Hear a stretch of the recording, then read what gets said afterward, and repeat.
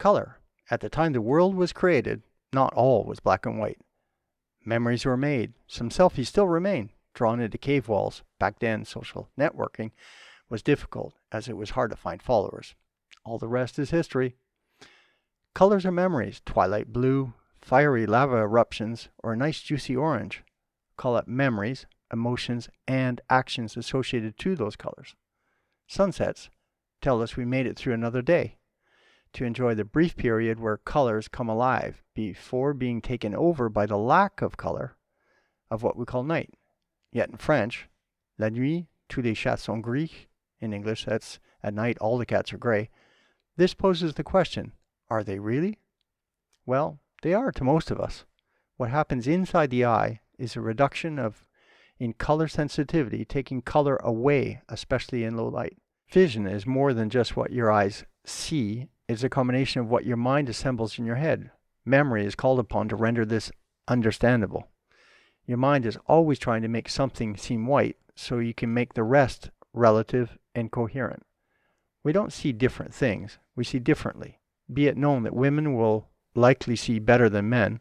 Speaking of which, did you know that there's a test, a free color ability test on the X-Rite site under hue test? You can look it up or you can find a link for it below. And that way you can see if you can line up all your artistic color crayons by hue and saturation order. Give it a go and it'll tell you a lot about how you see compared to other people in different age groups and different sex. Let's talk about memories, colors, images. Colors are memories. Once you've seen them, you memorize them and you have associations. If I say, see the fruit in a basket, a banana, 3 oranges, a lime, a bunch of blueberries in the shade on the grass with a Vichy tablecloth, sounds like a Cézanne painting.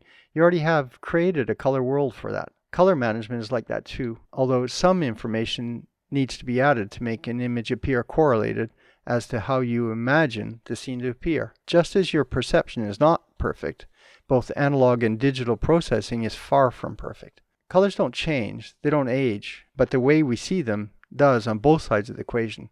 Our digital equipment does, however, need refreshing, and now is a great time to do that.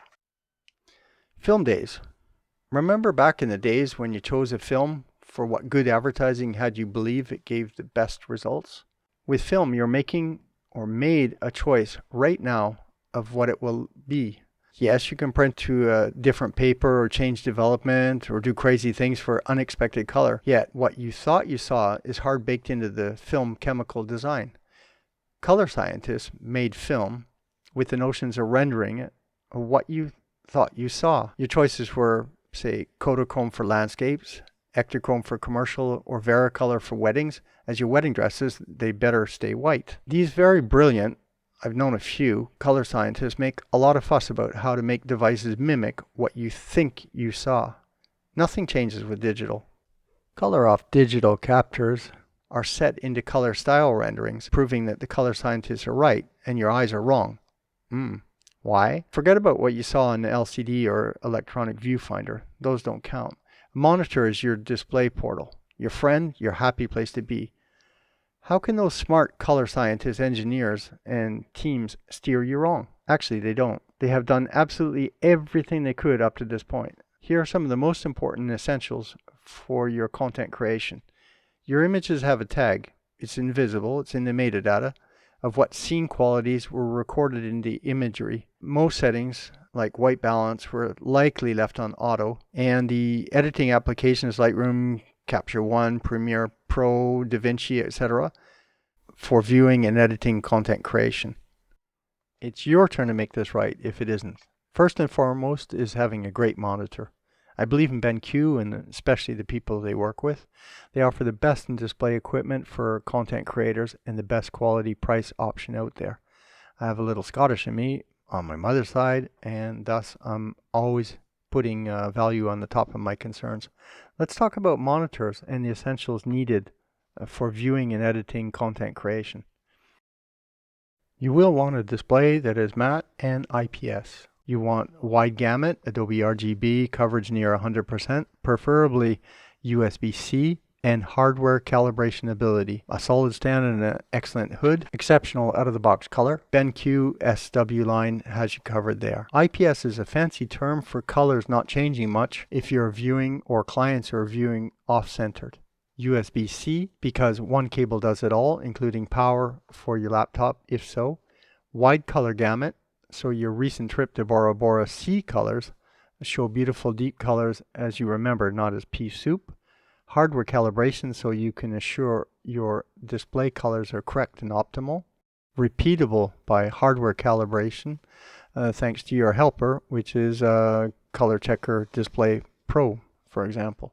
Your friendly Calibrite helpers to the rescue. A little Cyclops called Color Checker Display, Display Pro, or Studio, all will look into getting the colors right and very close to perfect to display imagery the way you'll come to rely on, showing the full potential in your source images and clips and finished edited imagery. Calibrite Color Checker calibration devices are precision light measurement tools. They simply read projected colors and report those back to an application that will build a set of corrections to make colors appear as good as they can be. An all-in-one tool that does just a little more, including prints, is called Calibrite Color Checker Studio, an excellent choice for graphic art studios and photographers.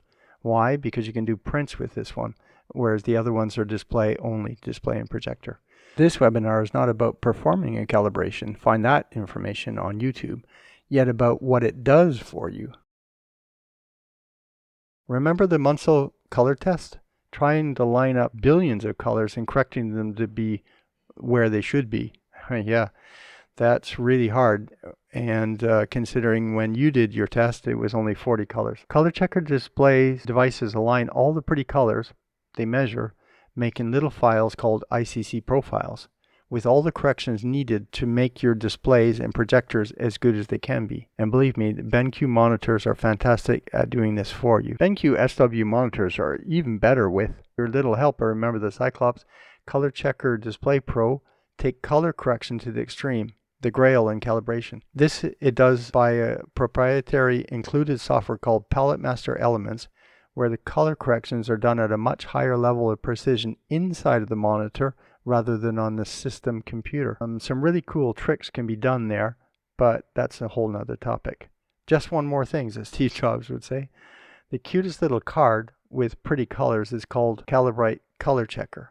These we use all the time in commercial photography, making it a lot easier to get your colors right from source images and when you're bringing it in, and also for streamlining all your edits so that you know your colors are correct without retouching. After that you can apply color grading, which is another way of adding your signature colors to what is already correct color. There's a whole family of them, different sizes and shapes, yet they all have the exact same base colors for good reason. Because with the charts, you can make your color profiles. You can also do all your color matching in the different applications. The Color Checker charts are printed with special links on a very special media that barely change color in any lighting source. That is what makes it perfect for photo and video content creation. Including a color checker in the still or clip allows automated color correction and optimizing the capture maximum color ability. Lightroom has an automated plugin for this. Capture One is manual, DaVinci Resolve is automated, and Premiere Pro is manual. One thing is for certain, if shooting video, you'll want to include one in the beginning and sometimes at the end of sequences if the light is changing, as well as use the gray side, the gray patch, to set white balance. Why? Because when you're shooting video, unless you're shooting RAW, which is very rare that people do that, you're already encoding all the white point information. So if you get it wrong, you can't come backwards and change it. By the way, you can use them for calibrating scanners and many other useful things. Too much to list right here. The key to creating content right from the start is in your hands with Calibrite. What now? The fun part. You define fun. For some, it's shooting, filming, or creating on a desktop. Others prefer editing, and a few others prefer finishing it all up by sending the bill. Before we look at some live examples, let's briefly talk about where your beautiful imagery is going. You can truly trust a BenQ monitor calibrated by Calibrite, yet most often you will be sending imagery out in the world where you don't have controls over it anymore, be it a printer, projector, or display. Some will assume some things about your images but need some help. Social media will crunch your blacks by stripping away all of the subtle details. YouTube will drop tone and recompress. Printers have no choice, as the poor printed media surface can never reproduce what you see on the screen. What can you do to avoid this surprise?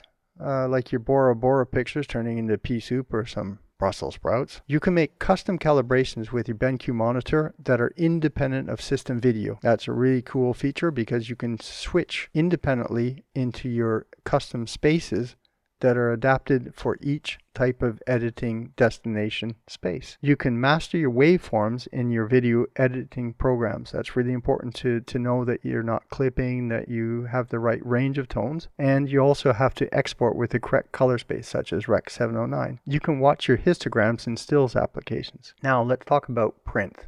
Going to print is likely the king of trashing your hopes and expectations. There too, with the BenQ monitor, you can set up a custom print calibration, or preset if you like, to a very low brightness and modify the white point to better match a print in certain viewing conditions. In the past, you made test strips in a darkroom to find what tones and color you wanted.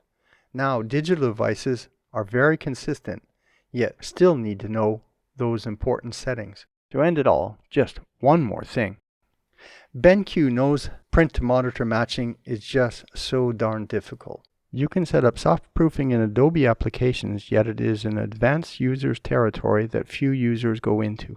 Introducing Paper Color Sync, a huge effort in making this aspect easier, if not simple. For a limited number of popular printers, recent BenQ monitors have a print to monitor match color setup, which makes it very simple with a few clicks of your mouse. This prepares an excellent print previewing environment where you can assess how your images will appear printed on those particular media surfaces. It just simply works without all the messy settings that you have to find. And for those of you who haven't acquired years of color management skills, yet want to be able to really know what their prints will look like in a professional printing environment.